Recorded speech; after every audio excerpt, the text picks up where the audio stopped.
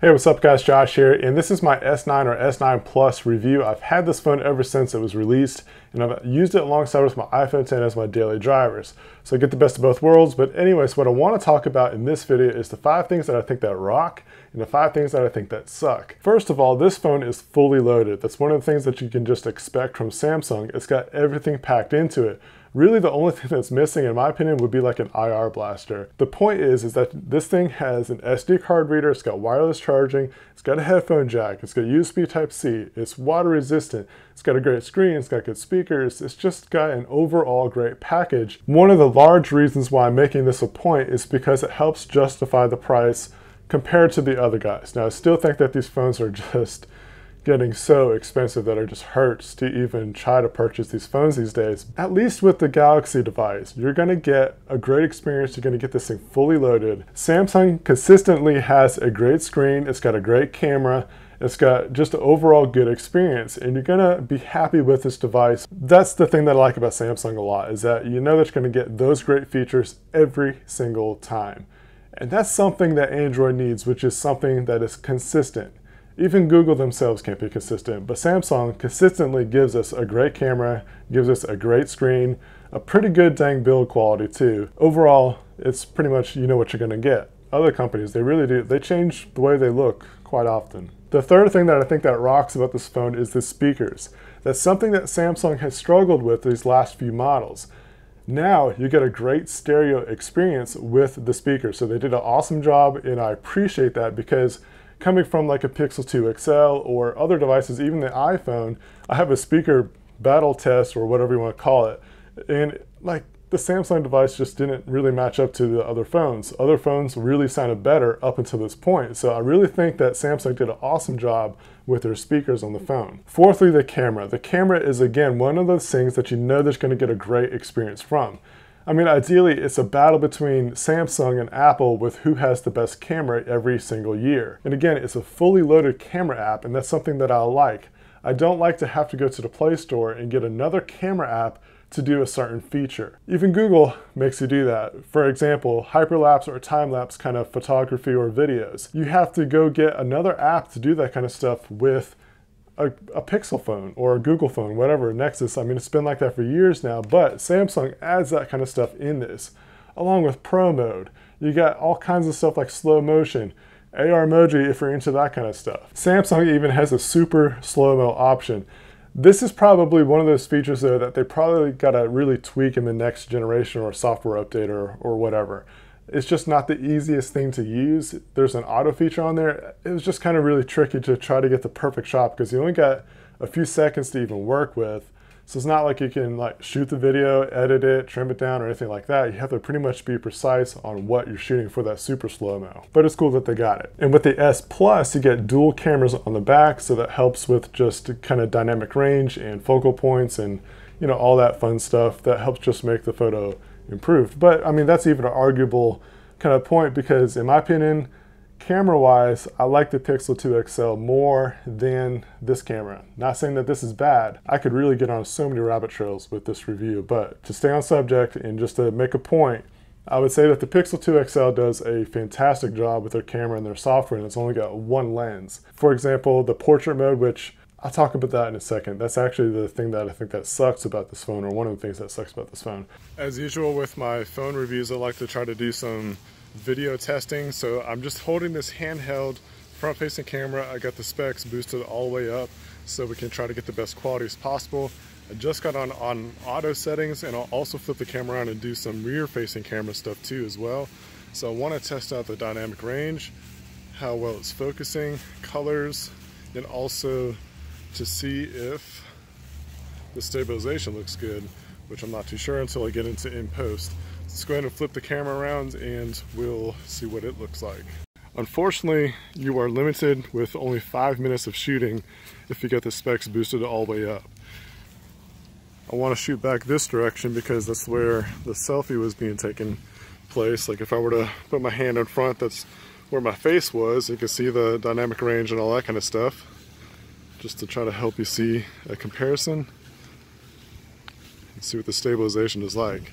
I mean, I really care about the stabilization and dynamic range the most. I know it's going to stay in focus pretty much, Never had an issue with that.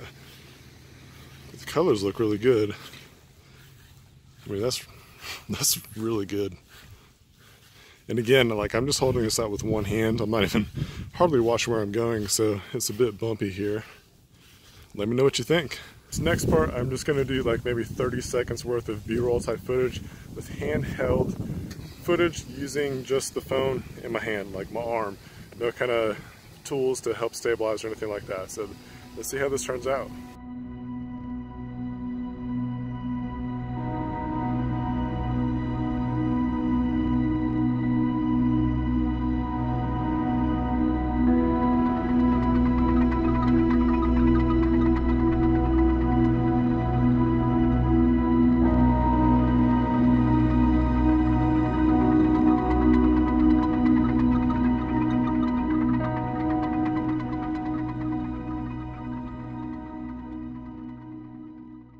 Last but not least, there's no notch. Thank you, Samsung, for not putting a notch on your phone. I hate the notch. It's horrible. It's disgusting. I know there's people out there that say, like, the ones that have the notch on their phone, like the iPhone 10 or all the other phones out there now, the OnePlus 6. They're saying, oh, it doesn't bug me. I get used to it and stuff like that or whatever. But it's one of those things, like, they should just not have it there in the first place. It shouldn't be something that you have to get used to. It really just does not look good. It makes the phone look ugly. You have this great looking screen on the front like an iPhone or a OnePlus 6 has, and then you got this ugly notch at the top, and it just ruins the picture. It ruins, like, just when you put it to the side, you got that nasty notch on the side. And I mean, I can make a whole separate video about notches or no notches, and I just hate that we even have to talk about it because it really is such an ugly design. And if you look at the Galaxy S9 or the S9 Plus, like, the bezel-less design is what everybody's trying to go after. But there's such a minimal bezel up at the top and the bottom that I would much rather have this over a notch. Just put it all the way straight across, and then you can fit even more features in those areas if you need to. Just don't put a notch up there. It's so ugly. The things that suck. Let's talk about 5 of them. And I alluded to this before, which is the portrait mode, in other words, live focus. It is just not as good as the iPhone 10 or the Pixel 2 XL. I think the Pixel has the best portrait mode that's available. For some reason on this phone, the image just looks really soft. And I turn off that beauty mode and all that crap on the phone. I hate that mode on any phone that it comes with. If I'm not wearing my hat, I got a bald head, and it just looks super, super soft. It's like it can't find the end point of my head somehow. They just never look good, and it's just never as good as like the iPhone 10 or the Pixel. So let's go into the second thing that I think that sucks about this phone, which is the fingerprint sensor placement. Now, it is so much better where it's at. It's a lot better where it's at compared to where it was last year, which was on the side right next to the camera lens.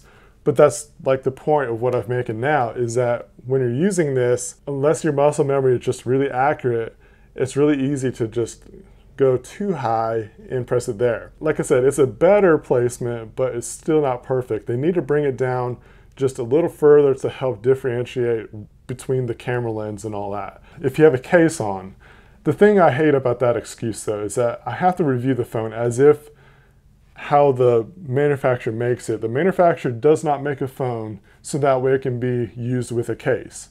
That's not how they develop these things. Because there's been plenty of times where I hit the lens instead of the fingerprint sensor, but that's one of the things I don't like about this phone. Next is the curved edge. Now there's the edge features that you can use that has some shortcuts. I don't really ever use that, so I end up just turning it off. If you use that feature, let me know. Like, I know I've met some people in the past that use that, and it's almost like something that you just get used to and that have to have it for whatever Samsung device that they get. I think we could have those features without the curved edge. And the reason why I bring that up, and I like to use tempered glass screen protectors with my stuff. Now, I just got done saying that a phone manufacturer can't develop their stuff so that way it can accommodate accessories. But I like to protect my phones, and the flat screen stuff helps so much more with being able to put a tempered glass screen protector on there. I just feel more confident, or I feel more secure when I have a tempered glass on versus just a regular screen protector, which I have that on here and it's worked well, but it's pretty much just guarding against bumps and scrapes. It's not going to really protect against a fall too much, not compared to what a tempered glass screen protector would do. And it's one of those orange peel kind of stuff. It's one of those wet installation screen protectors. The next thing is Bixby. I think Bixby is just not needed. They need to, oh, don't even, it's gonna try to activate every time I say it. It's got a button, it's got a dedicated button, and some people complain about it not being customizable or whatnot. There's some apps out there that you can remap and, you know, this or that. But it just shouldn't be there. It shouldn't even be a software option. If they need to use an assistant, just use Google Assistant. It's so much better than Bixby anyways. It's really easy to accidentally press. If I'm trying to go volume down, I might accidentally press the button instead. As a matter of fact, Samsung has probably been consistently bad with their voice assistants. I mean, S-Voice, I don't even use it on my Gear S3. And then I definitely don't use it for my S9 or anything else that has come with the Bixby stuff. And lastly, the thing that sucks about this phone is you get a lot of double apps. For example, calendar, the browser, messages, stuff that they should just be using the Google stuff. Because, I mean, this is an Android device. Let's use Google apps for that kind of stuff. I don't need a separate calendar app. Just let me use the Google one. Messages. I end up using the Android Messages app over the Samsung one because I just like the way it works more. I mean, I could just use the Samsung stock one, but ironically, when I'm using my Gear S3, and I don't know if this is just me or not, but Android Messages works better with my Gear versus using the Samsung messaging app. So that doesn't make too much sense, and that's a big reason why I use the Android Messages, because it just seems to function better than their own app. That's 5 things that I think that rock and 5 things that suck, but I do want to mention a couple more things just to kind of go over a few things that might be important to you that's still important to me. I like how you got multiple ways to unlock this device. You got the fingerprint reader, you've got the iris scanner, you got a face unlock, you got a hybrid to where you can use both the face unlock and the iris scanner together, and you can use passcodes, all that kind of stuff. Long story short, there's multiple ways to do that. That's the thing I don't like about the iPhone 10. iPhone 10, you got Face ID and it works pretty well most of the time, but when it doesn't, it is frustrating because one, you got to bring it really close to your face, it seems like, which is, kind of goes against the advertising that they had. But if it doesn't work, you got to go into the PIN code or passcode, whatever you got set onto your phone. With this, I mean, I can have the screen unlocked before I even pull it out of my pocket because of the fingerprint reader. Or I can just pick up the phone, look at it, and it unlocks, I think, better than Face ID. So that's a really cool feature that I like about this phone. You get the multiple ways to get it unlocked. If you're debating on getting the S9 or the S9 Plus, let me give you a few reasons why you should get the S9 Plus. First of all, it's got a larger screen. I like the big screens. Big screens are great. It just makes the experience so much better in my opinion. It also has dual cameras. Now, that's kind of arguable if it's worth getting the S9 Plus over the S9 because of the technology that I've said with other cameras like the Pixel 2 XL. But Samsung hasn't used that kind of technology with their cameras, so you're going to get a better camera experience with the dual cameras on a Samsung device. You're going to get longer battery life with the S9 Plus because of that larger capacity. So yeah, there's the 5 things that suck, 5 things that rock, and a few other little things sprinkled on top. Let me know what your favorite features are about the S9 Plus or the S9. What are some of the things that you think that suck about this phone? I'm just kind of curious to see where you guys are with what you think about the S9 or the S9 Plus.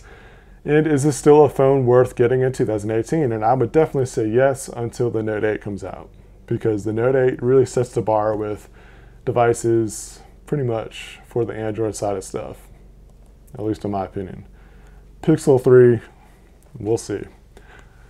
They used LG again for their screens, and LG just really kind of put a bad taste in my mouth if they're going to be using screens in any kind of phone because of how the Pixel 2 XL went down. Yeah. Thanks guys for watching. I appreciate it. Hit that thumbs up, subscribe, hit the notification bell, all that fun stuff, and I'll catch you guys in the next video.